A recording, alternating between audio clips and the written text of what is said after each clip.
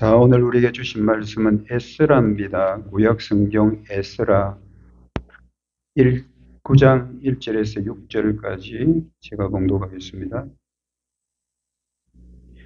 제가 갖고 있는 성경 구약 성경 723쪽입니다. 에스라 9장 1절부터 6절까지를 제가 봉독하겠습니다.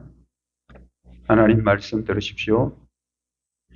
이 일 후에 방백들이 내게 나와 이르되 이스라엘 백성과 제사장들과 레위 사람들이 이 땅 백성들에게서 떠나지 아니하고 가나안 사람들과 헷 사람과 브리스 사람들과 여부스 사람들과 암몬 사람들과 모압 사람들과 애굽 사람들과 아모리 사람들의 가증한 일을 행하여 그들의 딸을 맞이하여 아내와 며느리로 삼아 거룩한 자손이 그 지방 사람들과 서로 섞이게 하는데 방백들과 고관들이 이 죄에 더욱 으뜸이 되었다 하는지라.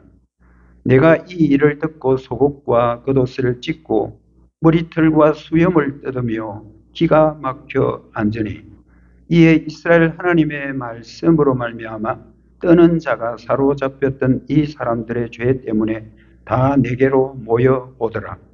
내가 저녁 제사 드릴 때까지 기가 막혀 앉았더니 저녁 제사를 드릴 때에 내가 근심 중에 일어나서 속옷과 겉옷을 찢은 채 무릎을 꿇고 나의 하나님 여호와를 향하여 손을 들고 말하기를 나의 하나님이여 내가 부끄럽고 낯이 뜨거워서 감히 나의 하나님을 향하여 얼굴을 들지 못하오니 이는 우리 죄악이 많아 정수리에 넘치고 우리 허물이 커서 하늘에 미침이다. 아멘. 자, 영적 회복은 어떻게 오는가 라는 말씀의 제목입니다. 제목 같이 한번 읽어보겠습니다. 시작. 영적 회복은 어떻게 오는가입니다. 본문 주제 보면요. 에스라의 중보 기도로 이스라엘은 회복되었다. 에스라의 중보 기도로 이스라엘은 회복되었다. 이고요. 설교 주제는 이런 주제로 합니다. 교회는 그리스도의 중보로 죄 씻음을 받고 지금도 그리스도의 중보로 영적 회복은 계속된다. 교회는 그리스도의 중보로 죄 씻음을 받고 지금도 그리스도의 중보로 영적 회복은 계속된다입니다. 여러분 2025년 현재 기독교의 신뢰도가 어느 정도 된다고 생각하십니까? 현재 한국 교회의 신뢰도, 교회 참 믿을만해. 교회는 괜찮은 곳이야. 100% 가운데 여러분 14.3%입니다. 좀 충격적이지 않습니까? 교회의 신뢰도가 14.3%밖에 되지 않습니다. 그럼에도 불구하고 지금 대형 교회의 변칙적 세습, 아버지가 목사하고 아들 목사하고 아버지가 목회했던 거 아들한테 넘기주는 변칙적 세습 반대하고 있는 건데 합니다. 불투명한 재정 운영, 교회 돈이 어떻게 돌아가는지 알 수가 없어. 이런 거. 그리고 교회의 사유화. 교회는 여러분들 같은 공동체인데 일개 특정인들이 그것을 차지하려고 하는 사유화. 이런 문제들이 지금도 곳곳 처처에서 불거지고 있다. 일부 목회자들 가운데는요. 정치적 편향성, 참 위험한 겁니다. 정치적으로 너무 한쪽으로 편향되어 가지고 이념 과잉으로 인해서 교인들의 눈살을 찌푸리고 국민들의 눈살을 찌푸리는 지도자들이 있습니다. 거기다가 성적 비리, 횡령, 또 거짓말은 그냥 쉽게 하는 도덕적 해이, 이런 것들이 지금 현재 한국 교회를 굉장히 신뢰를 떨어뜨리게 하는 주 요인들입니다. 자금의 한국 교회는 저 개인적으로 생각하기로는 1517년에 일어났던 그 종교개혁, 마틴 루터에 의해서 일어난 종교개혁이 다시 일어나야 되는 것이 아닌가, 그런 중요한 시점이 아닌가라고 생각하고 있습니다. 과연 교회의 영적 회복은 어떻게 오는 것일까? 오늘 본문은요, 여러분 이스라엘 역사 가운데 이방 나라 통치자들이 있잖아요. 이스라엘의 역사는 쭉 흐르는데 그 이방 나라들이 주변의 나라들이 참 많았습니다. 그 이방 나라 통치자들 가운데에서 이스라엘 백성들에게 좀 긍정적인 영향을 끼친 사람이 있고 부정적인 영향을 끼친 사람들이 있거든요. 그래서 대표적인 사람들 좀 몇 사람을 꼽으면 애굽의 바로 같은 사람, 그리고 바벨론의 느부갓네살 같은 이런 왕들은요, 굉장히 이스라엘 백성들에게 좀 부정적인 그런 영향을 끼친 사람들이에요. 그럼에도 불구하고 그 페르시아의 고레스, 여러분 고레스 아시죠? 고레스라는 그 왕은 굉장히 긍정적인 영향을 끼친 왕입니다. 고레스 이 사람은 그 변방의 작은 소국의 나라였는데요. 그 나라의 왕인 이 고레스가 그 당시에 막강한 바벨론 제국을 무너뜨려 버립니다. 무너뜨리고 그 사람이 최고 통치권자의 자리에 오르게 되죠. 통치권을 잡은 고레스가 제일 먼저 한 일이 놀랍게도 이스라엘 백성들에게 특별한 칙령을 내립니다. 참 놀라운 거예요. 에스라 1장 3절에 보면 이 말씀 나옵니다. 너희 중에 그의 백성 된 자는 다 유다 예루살렘으로 올라가서 이스라엘 하나님 여호와의 성전을 건축하라. 이방 나라 왕이에요. 하나님 모르는 사람입니다. 그런데 이 사람이 통치권을 자기가 쥐자마자 포로에 잡혀와 있던 북이스라엘 남유다 백성들에게 너희들 이제 너희들 나라로 돌아가라. 너희들은 해방이다. 돌아가서 너 하나님 믿는 하나님 성전 재건해라. 다 무너진 거 내가 다 알고 있는데 가서 재건해라. 이런 칙령을 내리는 겁니다.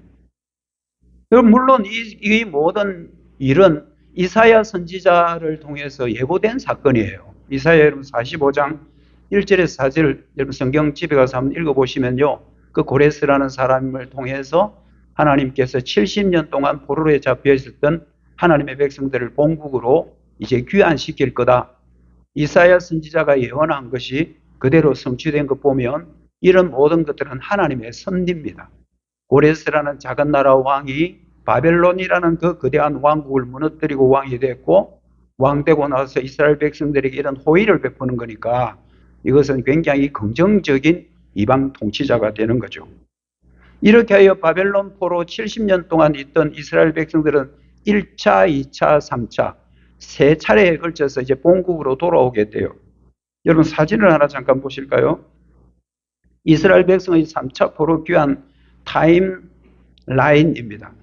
여러분 제일 왼쪽 편에 그는 이제 바벨론 포로로 잡혀갔던 거고요. 그렇게 해서 1차 귀환이 538년, 2차 귀환이 458년, 3차 귀환이 445년 이렇게 1, 2, 3 세 번을 통해서 이스라엘 백성들이 이제 본국으로 돌아오거든요. 그래서 처음에 돌아온 이스라엘 백성들은 성전 재건하는데 최선을 다하고 510년에 성전 재건이 돼요. 그리고 이제 2차로 포로 귀환한 사람 중심이 바로 오늘 본문의 주인공인 에스라입니다. 에스라는 2차 포로 귀환해서 이 사람이 하는 일은 딱 한 가지, 신앙 부흥입니다. 신앙을 회복시키는 일을 했고요. 3차로 이제 느헤미야라는 사람이 돌아와서 무너진 성벽들을 재건을 하면서 이스라엘을 회복시키는 1, 2, 3차에 걸친 하나님의 경륜입니다. 여러분 에스라서 1장부터 나와야 되지만 희한하게도요. 에스라 성경의 주인공인 에스라는 7장부터 나와요.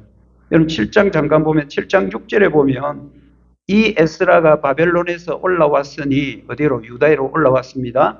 그는 이스라엘 하나님 여호와께서 주신 모세의 율법에 익숙한 학자다. 여러분 에스라는 어떤 사람이냐면 성경학자예요. 성경에 굉장히 능통한 사람입니다. 기도 많이 하고 성경 연구 많이 하고 그렇게 해서 성경에 능통한 율법 학사인데 에스라가 2차 귀환 때 본국으로 돌아온 이유는 분명합니다. 7장 10절에 보면 이렇게 되어 있거든요. 에스라가 여호와의 율법을 연구하여 준행하며 율법과 규례를 이스라엘에게 가르치기를 결심했다. 이스라엘에게라 할 때 이스라엘은 이스라엘 백성들입니다. 이스라엘 백성들에게 돌아와서 그 사람들에게 하나님의 말씀을 좀 제대로 좀 가르쳐야 되겠다. 왜? 자기가 율법 학사니까. 율법 전문가, 성경 전문가니까요. 그렇게 해서 율법 학사인 에스라는 이제 본국으로 돌아오게 되는 거죠. 1차 귀환 때 돌아온 백성들은 처음에는 성전 재건하느라고 막 열을 올리고 그들의 마음속이 막 뜨거워져 가지고 하나님 기뻐하실 일 하려고 했는데, 그런데 가면 갈수록 이 사람들이 굉장히 영적으로 침체되어 버립니다. 일대 에스라가 예루살렘으로 돌아와서 그들을 회복시킬 목적으로 돌아오게 됐는데, 정작 이스라엘에 돌아와 보니까 그 꼴이 말이 아닌 거예요. 그건 뭐냐 하면 엄청난 범죄 가운데 이스라엘 백성들 전체가 범죄 가운데 노출되어 있었습니다. 그것이 뭐냐 하면 9장 2절에 잘 나오는데요.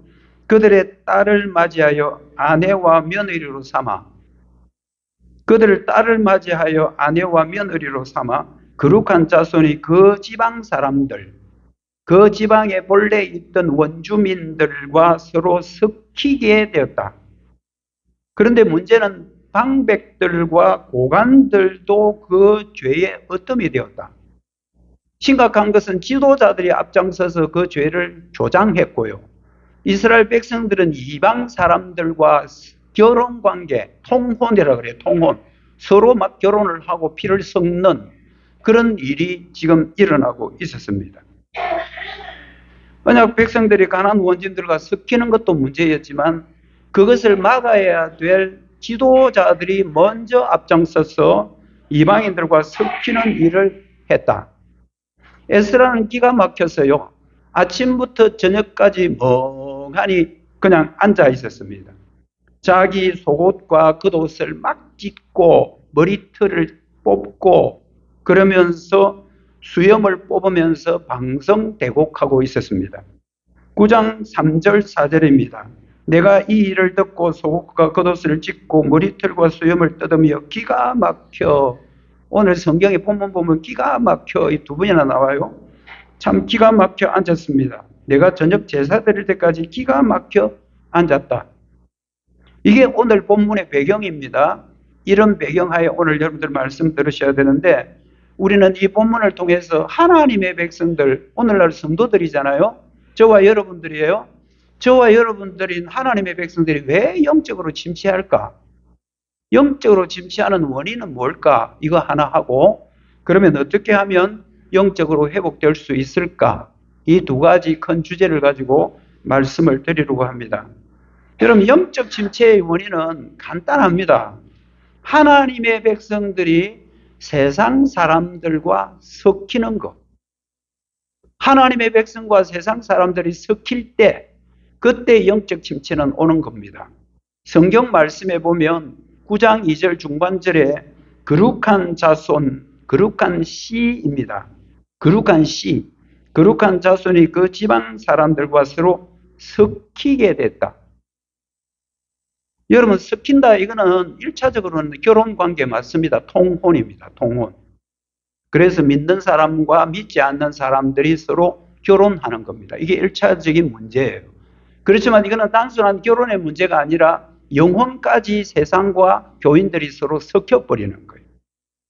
거룩한 시인 이스라엘 백성들이 영적으로나 육체적으로나 세상과 섞일 때 그때 오는 것은 영적 침체입니다.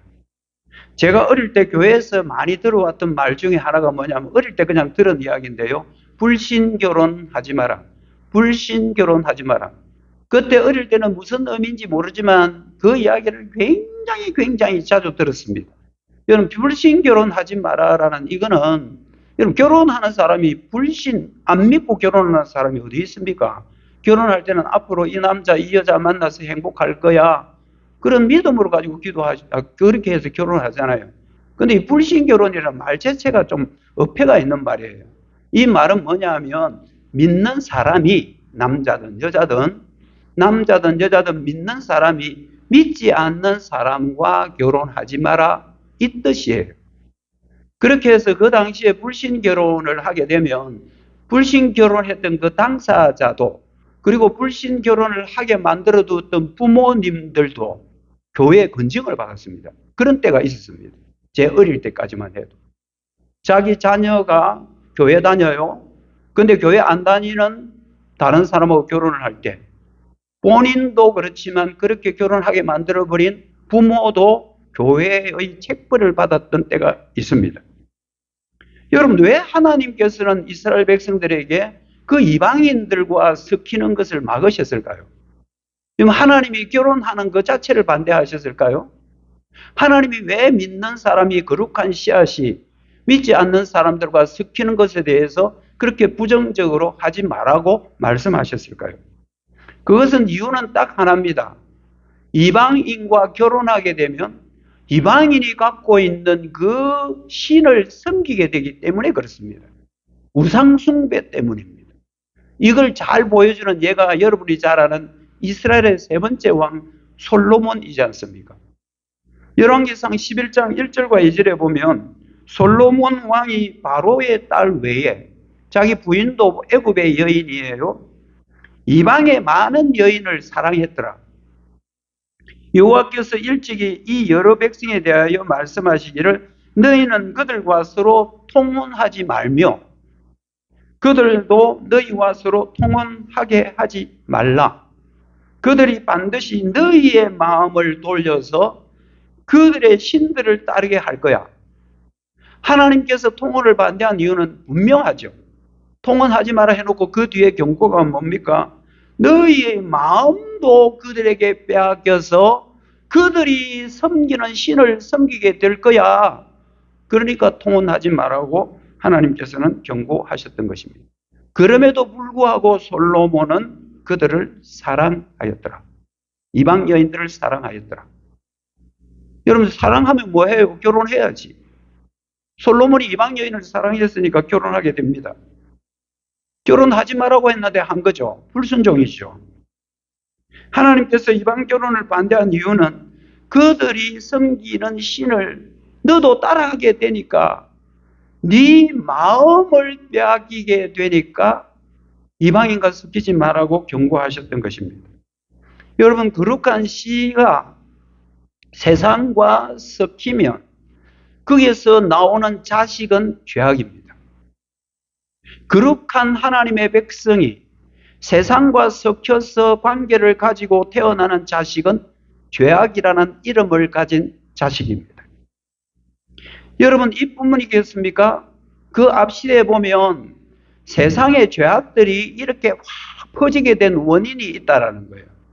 세상의 죄악이 퍼지게 된 이유는 딱 하나다. 뭐냐 하면 통혼이다. 어디에 나오느냐 하면 창세기 6장 1절 2절에 나옵니다. 사람이 땅 위에 번성하기 시작했다.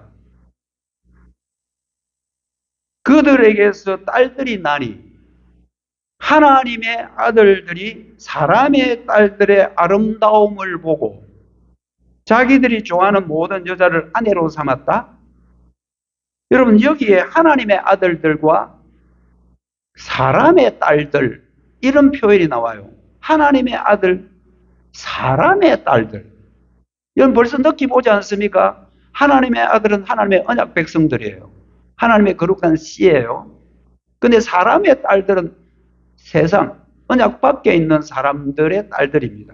근데 이 사람들이 서로 뭐 했단 말이야? 서로 사랑하고 결혼했다는 겁니다. 섞인 거죠. 이렇게 해서 나오는 것은 죄악이다. 하나님이 뭐라 그럽니까? 그때부터 세상에 죄악이 관영했다.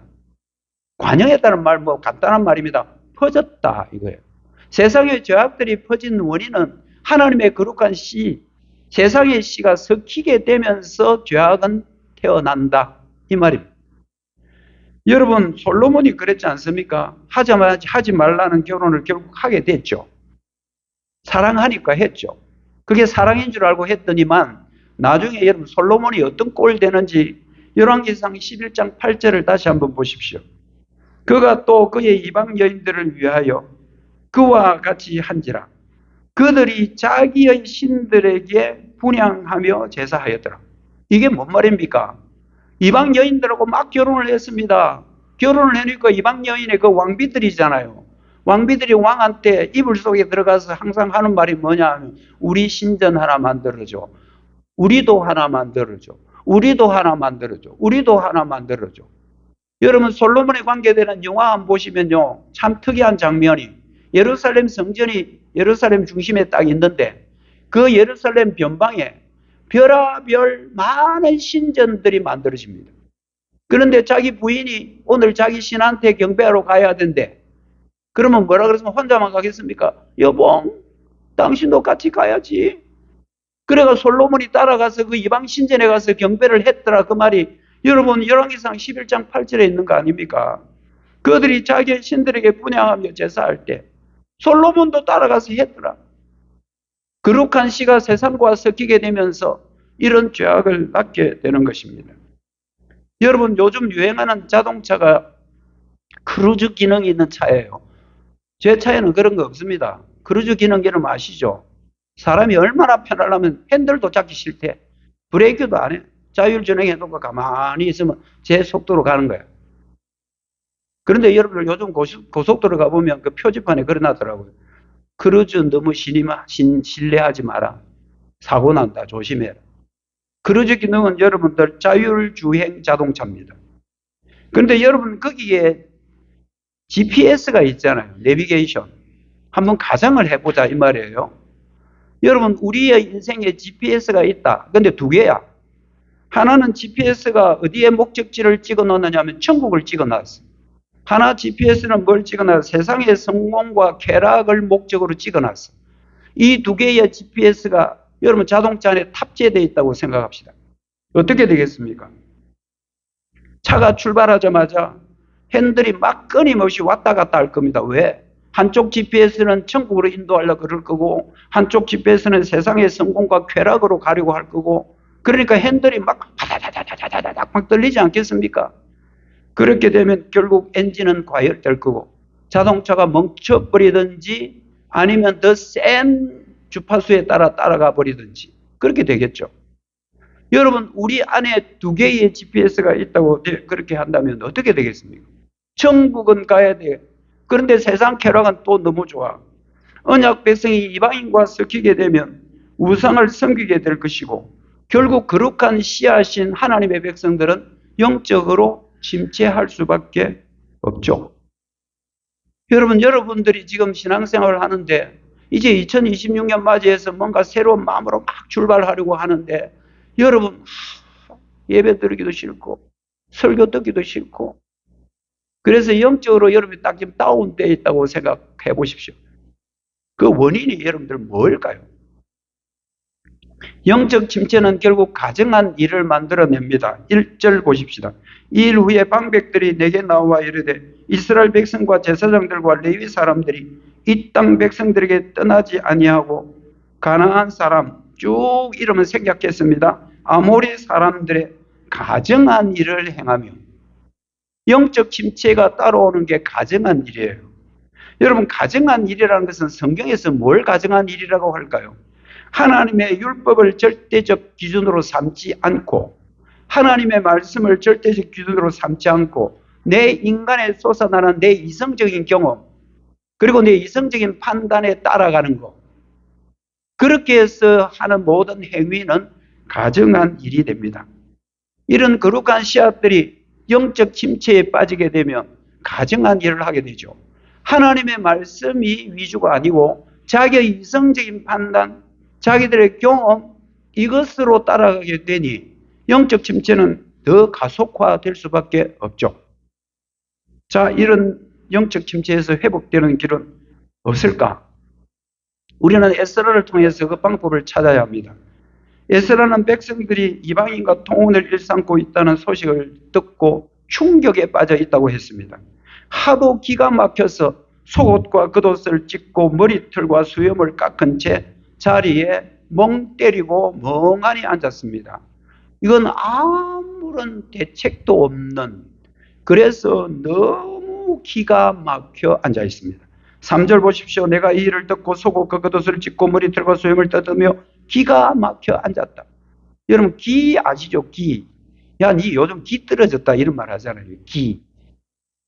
귀 아니에요. 기예요. 기. 감기. 여러분 감기가 왜 감기인지 아세요? 기가 떨어지면 감기예요. 기가 떨어져서 오는 질병이 감기라 말이에요. 그래서 기를 복도도 줘야 돼요. 그래서 막 보약을 먹고 그러는 거예요. 기는 몸과 마음을 움직이는 에너지를 기라 그래요. 아시죠, 여러분? 몸에 뭐 기가 흐른다 그런 말 하잖아요.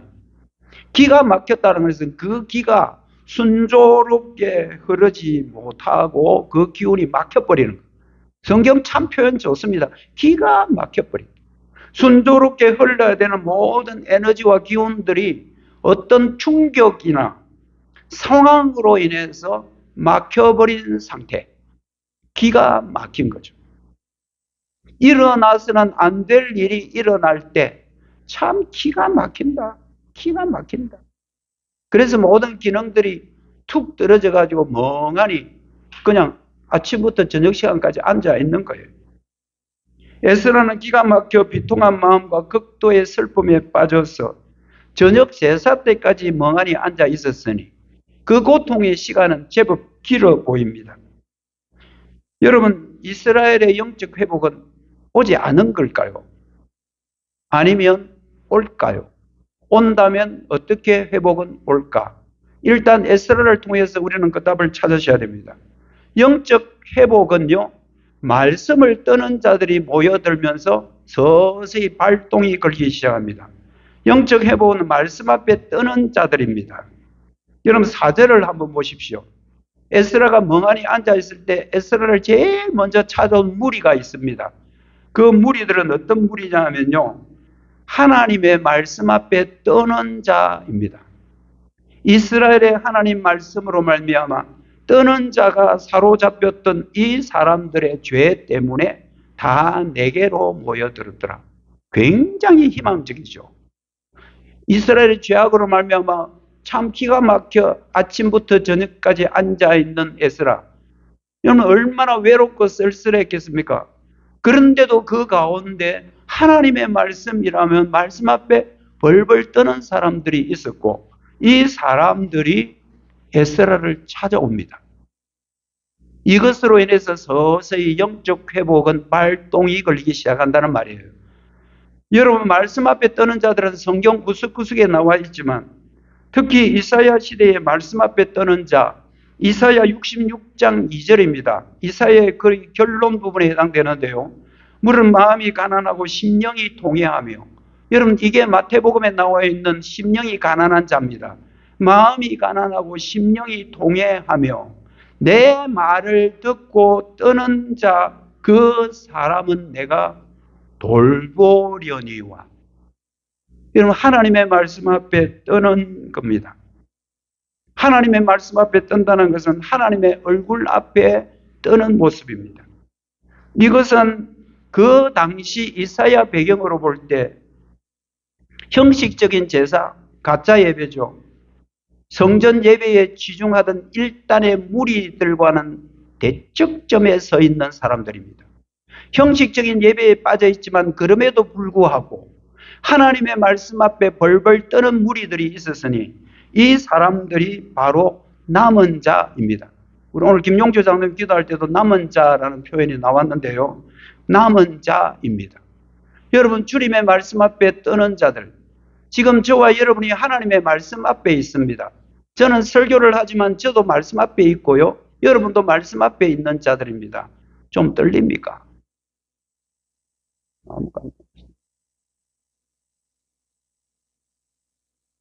여러분 종교개혁을 일으킨 종교개혁자 마틴 루터의 일화를 잠깐 제가 소개를 할게요. 그가 처음으로 이제 목사가 된, 이제 목사 안수를 받는, 그 당시는 여러분 사제라고 그래요. 그때는 종교개혁 일어나기 전 기독교가 딱 하나밖에 없을 때입니다.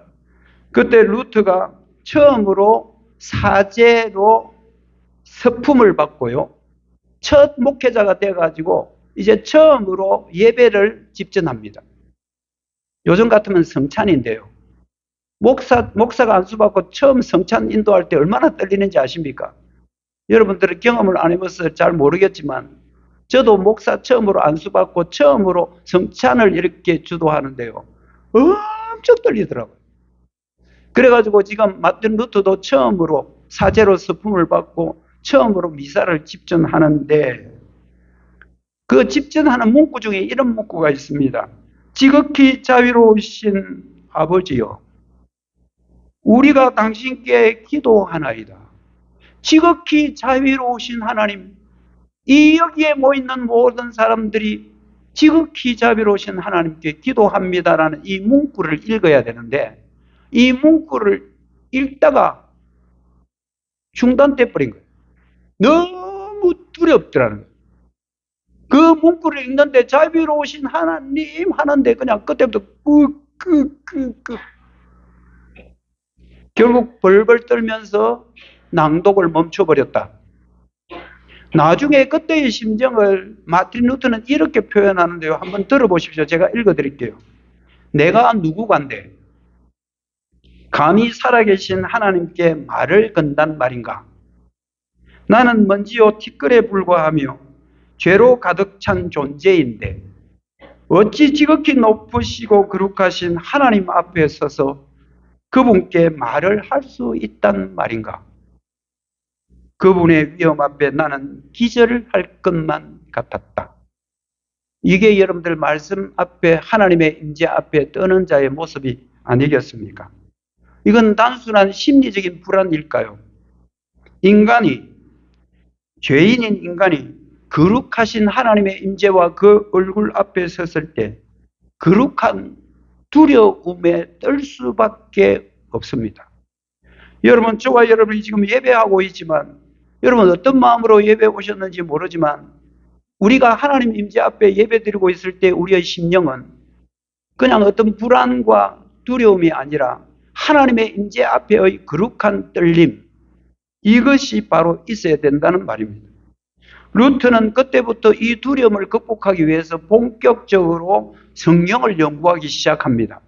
그렇게 해서 그 참 좋은 성경 주석들이 나오고 그 성경을 주석하다가 로마서 주석하다가 의인은 믿음으로 사는 거구나를 깨닫고 1517년 10월 31일 날 종교개혁을 일으키게 되죠. 여러분, 하나님의 말씀은 하나님의 얼굴입니다. 그냥 귀로 들으니까 여러분들 그냥 귀로 듣는 설교로 생각하시면 안 되고 하나님의 말씀을 듣는 것은 지금 하나님이 우리를 쳐다보고 있다. 이래서 하나님의 임재 앞에 떠는 것을 말합니다. 말씀 앞에 떠는 자들을 통해서 영적 회복은 시작되는 겁니다. 두 번째는요, 에스라의 중보 기도로 영적 회복은 시작됩니다. 5절 중반절, 6절 상반절입니다. 내가 근심 중에 일어나서 속옷과 겉옷을 찢은 채 무릎을 꿇고 나의 하나님 여호와를 향하여 손을 들고 말하기를 기도하는 장면입니다. 말씀 앞에 떠는 자들이 자기에게 모여들자 하루 종일 멍하니 앉아있던 에스라는 힘을 얻고 벌떡 일어나서 하나님께 무릎을 꿇고 두 팔을 높이 들고 기도합니다. 하나님께서 위기 상황을 해결해 주시고 이런 이스라엘의 죄악 가운데 있는 이 영적 침체에서 회복시킬 분은 하나님 외에는 없다는 사실을 인정하는 것, 이게 여러분들 기도입니다. 기도는 이 상황을 하나님이 해주시지 않으면 안 된다라고 생각하는 사람들은 기도하게 됩니다. 에스라가 기도하는 자리에 함께 있었던 백성들도 에스라만 기도시킨 게 아니고 자기들도 한 마음으로 함께 기도하게 되었겠죠. 그것은 단순한 개인적인 기도가 아니라 이스라엘 전체를 위한 기도였습니다. 에스라의 중보 기도는 이스라엘 백성 공동체들의 마음을 움직이기 시작했고요. 그때부터 자발적인 회개와 그리고 개혁 운동을 일으키기 시작합니다. 이제 마지막 세 번째로 어떨 때 회복되느냐 하면요, 섞인 것에서 끊을 때, 섞인 것을 끊어버릴 때 영적 회복은 옵니다. 에스라의 중보 기도는 백성들을 회개케 했죠. 이 사건은 여러분들 계속 10장까지 이어지는데요. 결과만 일단 10장에서 한번 도출해 보겠습니다. 에스라 10장 11절 12절입니다. 이제 너희 조상들의 하나님 앞에서 죄를 자복하고 그의 뜻대로 행하여 그 지방 사람들과 이방 여인을 끊어버리라 하니 모든 회중이 큰 소리로 대답하여 이르되 당신의 말씀대로 우리가 마땅히 행할 것입니다. 에스라와 백성들의 중보 기도, 말씀 앞에 떠는 자들이 기도했을 때에 그들의 마음에 자복하는 마음, 회개하는 마음이 일어났고요. 기도로만 끝나는 것이 아니라 섞여 있던 그 관계를 다 끊어버렸다. 이방 여인과의 관계를 끊어버렸다. 이렇게 실천하는 회개로 나아갔습니다. 이것이 바로 영적 회복의 길입니다. 말씀이 떠는 자들이 있고요. 떠는 자들과 지도자가 함께 기도했고요. 그렇게 해서 회개하고 그 섞여 있는 것에 끊어버리는 것. 여러분 아직도 세상에 발목에 잡혀있는 성도들이 있다면 2026년에 이 1월 달에 그런 것 그냥 발목 잡혀있는 것을 끊어버려야 됩니다. 그냥 하나님 잘못했습니다. 회개합니다가 아니고 그걸 끊어버려야 회복됩니다. 에스라는 자신이 지은 죄가 아님에도 불구하고 백성 전체를 대표해서 하나님께 기도했죠. 에스라는 간구할 때 다른 게 없습니다. 하나님의 공의에 모든 것을 맡기고 하나님 아무런 변명할 것도 없습니다. 우리 이스라엘 백성들의 모든 죄악들은 나를 포함해서 아무 변명할 것 없어요. 그냥 하나님의 자비하심에 맡깁니다라는 그런 기도를 하게 됩니다. 6절 말씀입니다. 나의 하나님이여 내가 부끄럽고 낯이 뜨거워서 감히 나의 하나님을 향하여 얼굴을 들지 못하오니 이는 우리 죄악이 많아서 정수리에 머리 끝에 넘치고 우리 허물이 커서 하늘까지 찔러버렸습니다. 너무 부끄럽고 낯이 뜨거워서 감히 하나님의 얼굴을 제가 볼 수 없어요. 너무 우리 죄악들이 너무 커요. 하나님 공의대로 행하시되 제발 우리 백성을 불쌍히 여겨 주십시오 라고 기도했습니다. 여러분 이 기도와 맞닿아 있는 기도 혹시 생각나십니까? 어디서 들어본 것 같지 않습니까? 바로 예수님의 십자가에서 드렸던 그 기도입니다. 마태복음 27장 46절 말씀이에요. 엘리 엘리 라마 사박다니. 여러분 이게 영어도 아니고 우리나라 말도 아니고요. 아람어예요. 아람어. 히라버도 아니고 히브리어도 아니고 엘리 엘리 라마 사박다니. 예수님이 십자가에 달려 죽어가면서 엘리 엘리 라마 사박다니. 그런데 뜻이 뭐냐고요? 나의 하나님 나의 하나님 어찌하여 나를 버리셨습니까? 누가? 하나님의 아들 예수님이 십자가에 달려서 죽어가면서 하나님 왜 나를 버리십니까?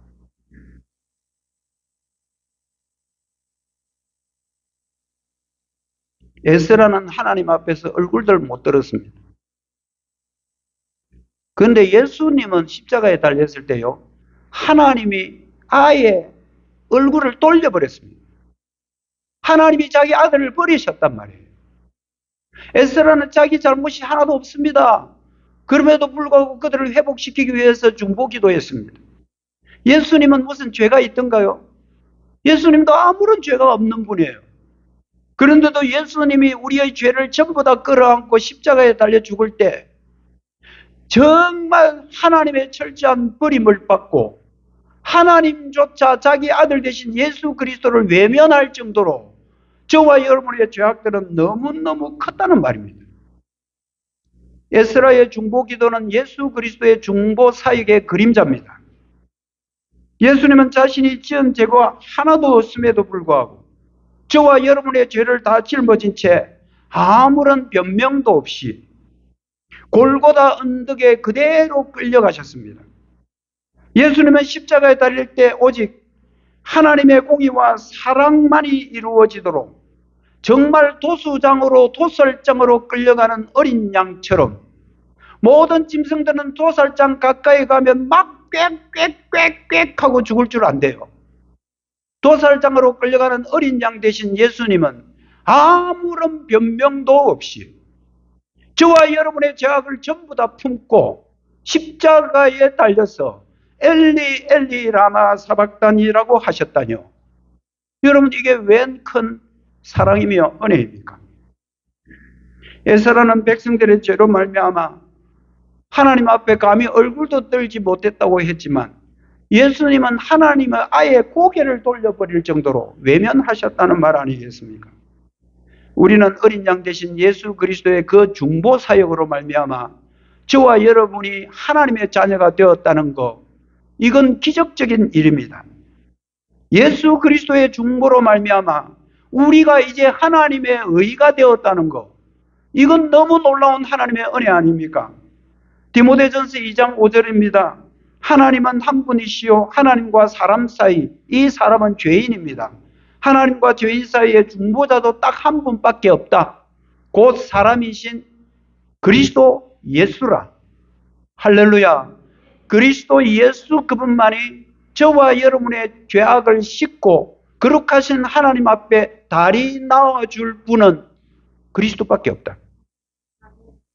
예수님의 중보로 거룩한 씨가 된 우리는 이제 어떻게 살아가야 될까요?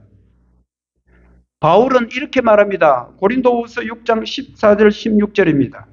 너희는 믿지 않는 자와 몽해를 함께 매지 말라. 의와 불법이 어찌 함께하며 빛과 어두움이 어찌 사귀며 그리스도와 베리알이 어찌 조화되며 믿는 자와 믿지 않는 자가 어찌 상관하며 하나님의 성전과 우상이 어찌 일치가 되리요. 우리는 살아계신 하나님의 성전이라. 바울은 믿지 않는 자와 섞이는 것은 단순히 육체적인 결합만 말하는 게 아니에요. 그냥 결혼만 말하는 게 아니에요. 불법과 섞이는 것이고 사탄과 섞이는 것이고 우상과 섞이는 것이고 결국 거룩한 하나님의 성전인 성도들은 피폐해질 수밖에 없음을 바울은 경고하고 있습니다. 여러분, 섞이지 말라는 게 무슨 말일까요? 섞이지 말 참 간단합니다. 그들 하는 대로 따라하지 마라 이 말입니다. 섞이는 말 어려운 말 아니에요. 그들 하는 대로 하지 말라는 겁니다.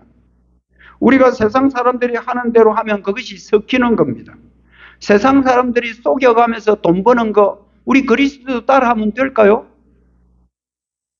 세상 사람들이 부정한 방법으로 성공하고 논문 표절하고 컨닝하고 아버지 찬스 어머니 찬스 써가지고 면허증을 딴들, 여러분 그게 뭡니까? 우리 그리스도인도 그렇게 해야 될까요? 세상 사람들이 음욕을 품고 부부의 관계, 하나님이 허락한 관계를 뛰어넘어서 다른 사람들과 육체적인 관계를 가진다? 그게 될 말일까요? 세상 사람들이 노는 방법대로 우리가 놀면 그건 결국 섞이는 겁니다. 세상 사람들이 하는 대로 따라하는 건 그리스도인들이 아닙니다. 그리스도인들은 세상 사람들과 따라하는 것은 결국 섞이게 되는 거고요. 여러분의 마음과 영혼이 빼앗기게 되는 거고요. 그렇게 하면 영적 침체는 올 수밖에 없습니다. 그런데 목사님, 그게 잘 안 되던데요. 그게 잘 안 되던데 목사님은 잘 됩니까? 그런 질문을 하는 분들이 여기 한 두서너 명은 있을 것 같습니다. 그래서 또 답이 있습니다. 걱정하지 마십시오. 왜냐하면요, 예수님은 지금도 우리를 위해 중보하고 계시기 때문입니다. 요한일서 2장 1절 말씀, 자녀들아 내가 이것을 너희에게 쓰면 너희로 죄를 범하지 않게 하려 함이라. 만일 누가 죄를 범하여도 아버지 앞에서 우리에게 변호사가 있으니, 대언자입니다. 변호사가 있으니 곧 의로우신 예수 그리스도시라. 예수님은 지금도 하늘 보좌에서 사천용강 장로교회를 위해서 중보하고 계십니다. 여러분들은 여러분 혼자 사는 것 같지만 주님은 지금도 하늘 보좌에서 여러분들을 끊임없이 지키고 보호하고 인도하십니다. 구체적으로 우리에게 와 계신 성령님이 그 일을 지금도 하고 계십니다. 이제 말씀을 맺습니다. 여러분들은 우리 사천용강장로교회가 2026년에도 부흥되기를 바라십니까? 안 바라는군요. 아무도 안 바라, 한 분 딱 바라네요.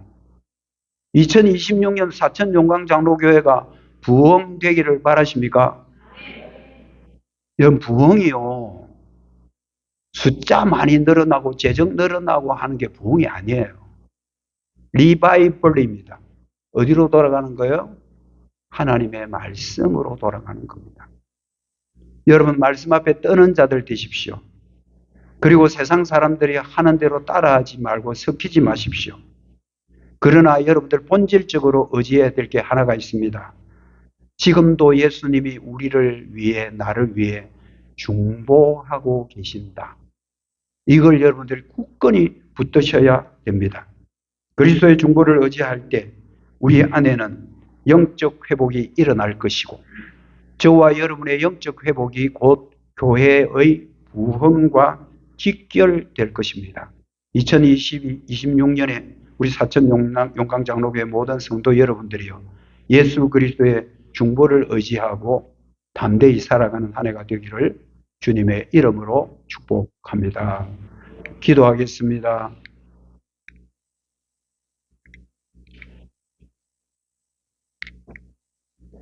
하나님 아버지 감사합니다.